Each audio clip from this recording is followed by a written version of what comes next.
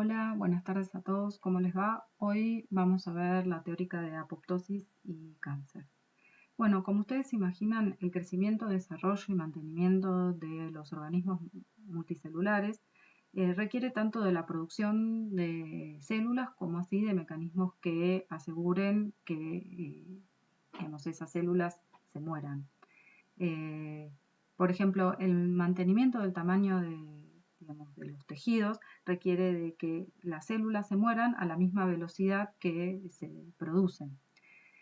Por otro lado, también va a ser deseable, ¿no?, que si una célula está dañada o infectada, esa célula también sea capaz de morirse, así, no afecta la salud general del organismo, ¿sí? Acá hay una cuestión social también dentro de las células.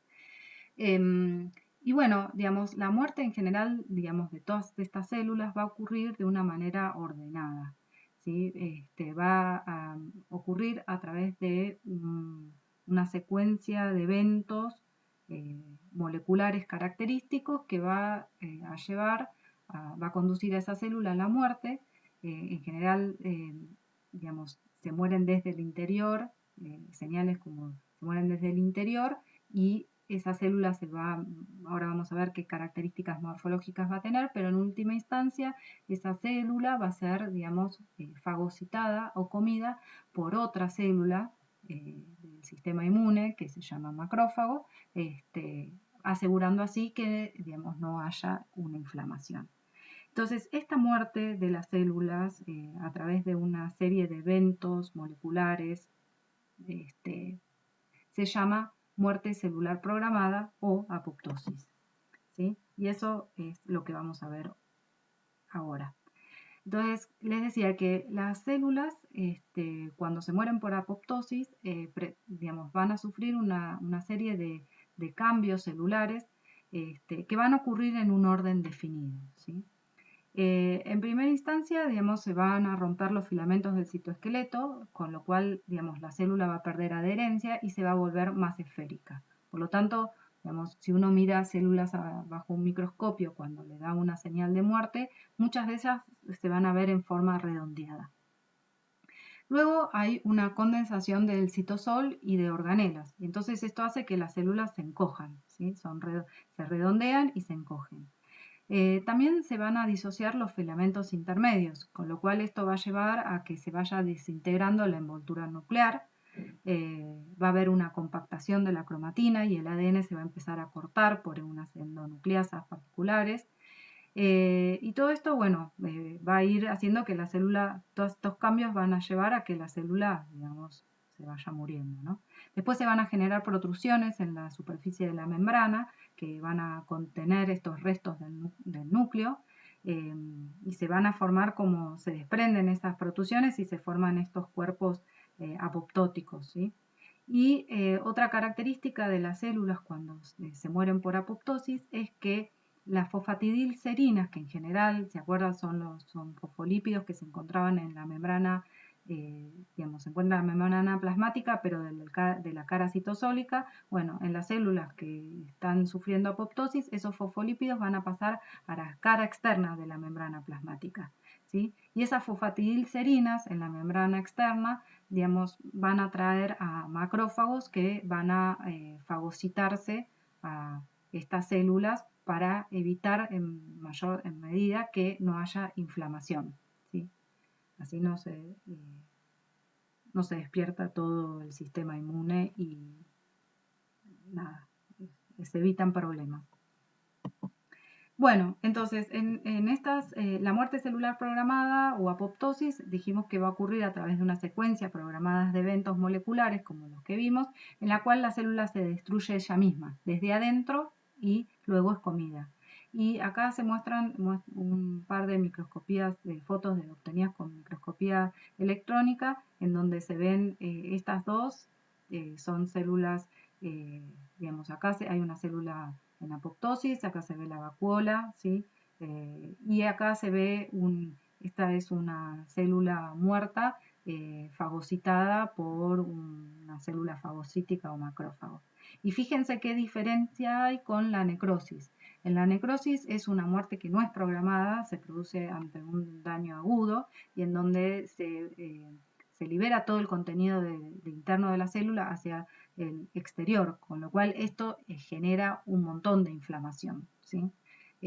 Esta es una muerte con que genera inflamación, esta no, o mucho menos.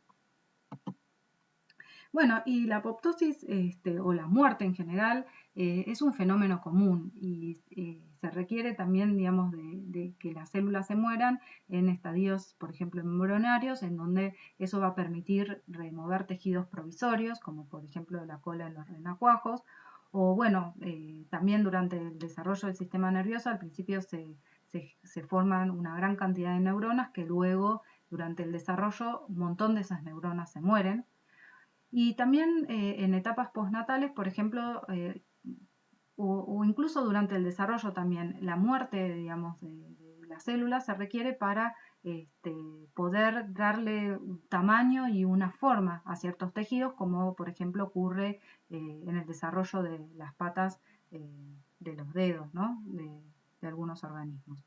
Pero también, digamos, se va a requerir que células que eso, ¿no? Están infectadas por algún patógeno o células tumorales, sería altamente deseable, se pudieran morir, ¿no? Y de esa manera no generar más problemas de salud al organismo. Como ya vamos a ver en un ratito, muchos de los mecanismos que utilizan las células tumorales es inhibir todos estos procesos de muerte. Así ellas pueden proliferar indefinidamente y, digamos, eso genera muchos problemas, ¿no? Bueno, la apoptosis va a depender de una cascada proteolítica intracelular mediada por caspasas. Las caspasas son proteasas intracelulares que clivan en secuencias específicas que están presentes en numerosas proteínas, ¿no?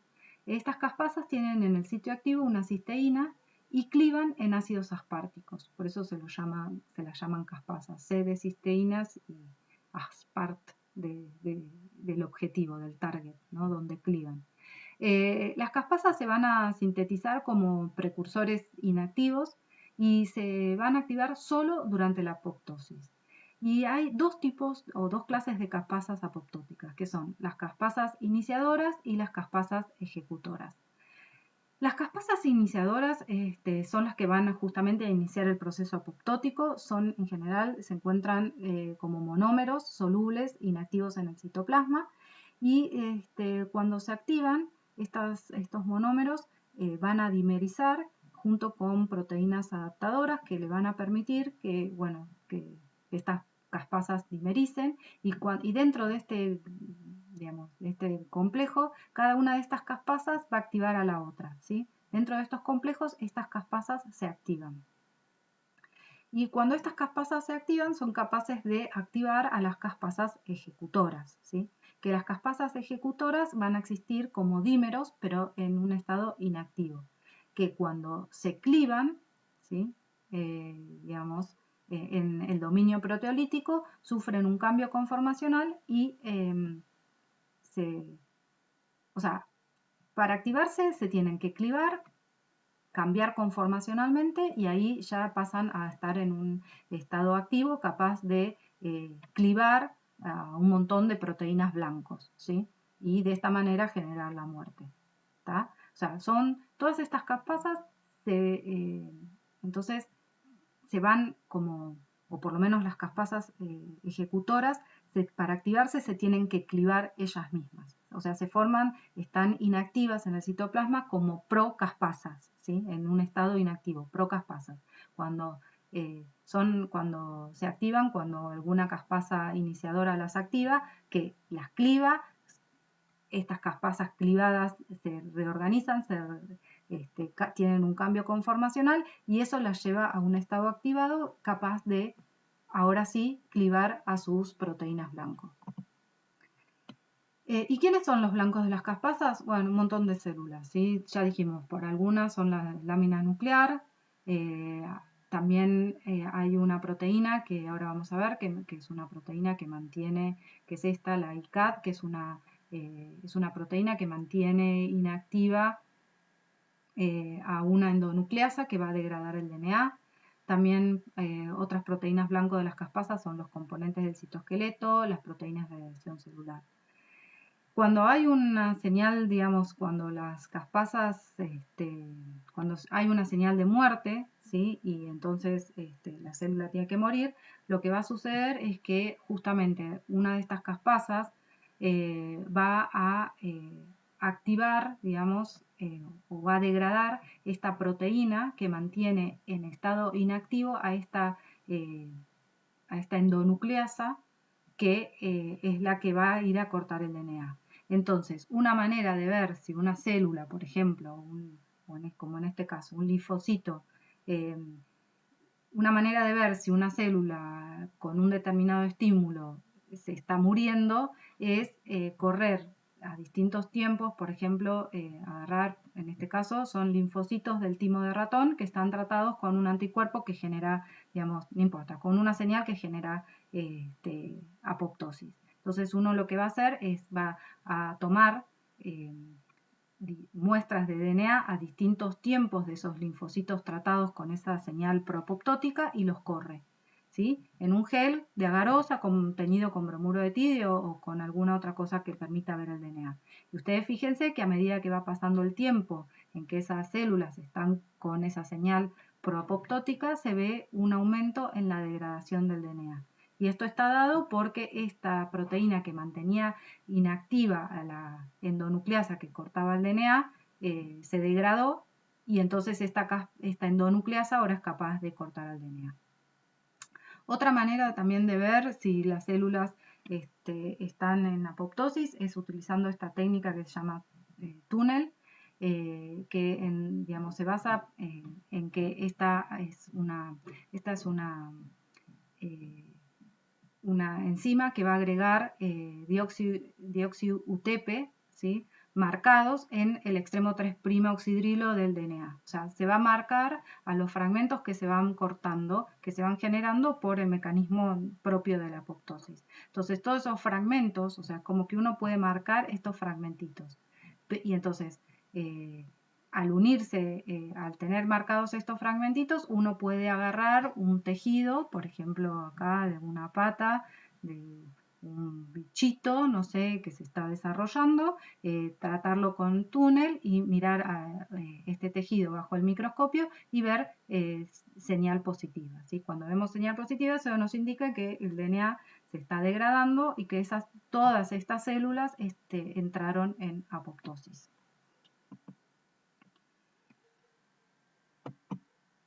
Bueno, ¿y cómo se activan las caspasas iniciadoras? Hay dos tipos de señales. Una son las señales extrínsecas, que van a ser sustancias que van a inducir la muerte celular a través de su unión con receptores específicos. Esos receptores a los que se unen estas señales extracelulares se llaman receptores de muerte y en general están formados por receptores de la familia de TNF y FAS. Ahora vamos a ver algunos ejemplos. Y estas señales extrínsecas, estas señales extracelulares, en general van a suprimir los factores que van a mantener vivas a las células, ¿sí? Van a competir con eso. Y después hay otras señales intrínsecas, ¿sí? O sea, dadas desde adentro de la célula, que están ligadas con la mitocondria, que van a también inducir caspasas. Estas señales intrínsecas pueden ser, bueno, mutaciones en el ADN que ponen en riesgo al organismo, ¿sí? Por ejemplo, no sé, como vimos que, no sé, la radiación UV genera errores en el DNA, bueno, vimos que eso también era capaz de interrumpir el ciclo celular, bueno, digamos, también si el DNA, no sé, si esas mutaciones no se arreglan, eso también, digamos, induce señales de muerte.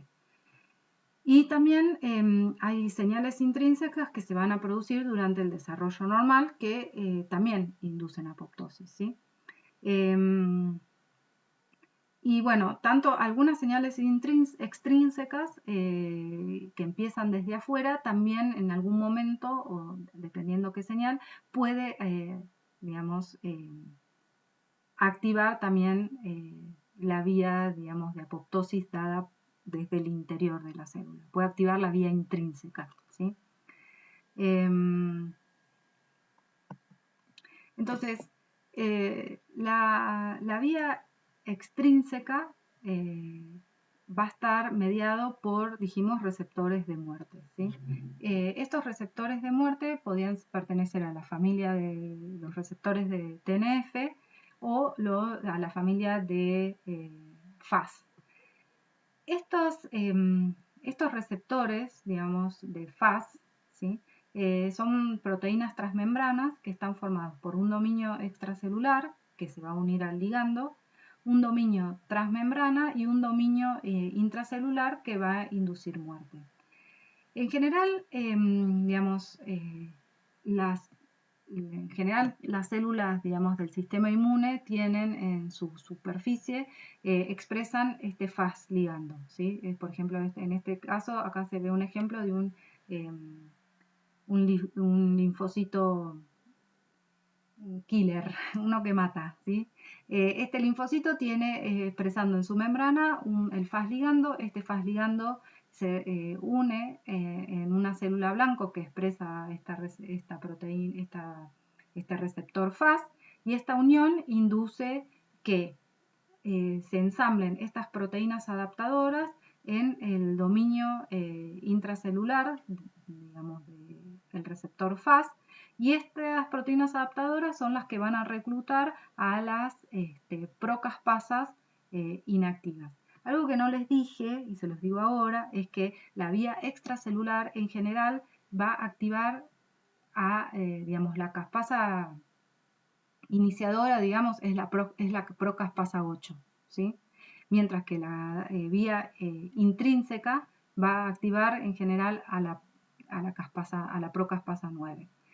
Entonces, el FAS ligando se une a su receptor, esto induce el acoplamiento de proteínas adaptadoras que permiten la unión de estas procaspasa 8. Estas procaspasa 8 en este complejo son capaces de dimerizar y activarse mutuamente. Entonces, una vez que la caspasa 8 está activa, es capaz de ahora sí ir a degradar a distintas proteínas blanco dentro de la célula. La vía intracelular en general depende de la liberación al citoplasma de proteínas que normalmente van a residir en el espacio intermembrana de la mitocondria. En general, digamos, la principal proteína, digamos, que actúa en esta vía es la liberación del espacio intermembrana de la mitocondria al citoplasma del citocromo C. El citocromo C normalmente participa, digamos, está en la cadena respiratoria de la mitocondria, ¿sí? Cuando esa proteína, este citocromo C, se encuentra en el citoplasma, se une a otras proteínas que se llaman proteínas adaptadoras o APAF. Esa unión permite que estas proteínas APAF se agreguen formando un complejo de 7 proteínas o como un heptámero, ¿sí? Y este heptámero a su vez permite que las procaspasas 9 se unan y también dimericen y se cliven y se activen, ¿sí? Entonces, bueno, nada. También siendo capaz la procaspasa 9 de clivar a sus proteínas blancas.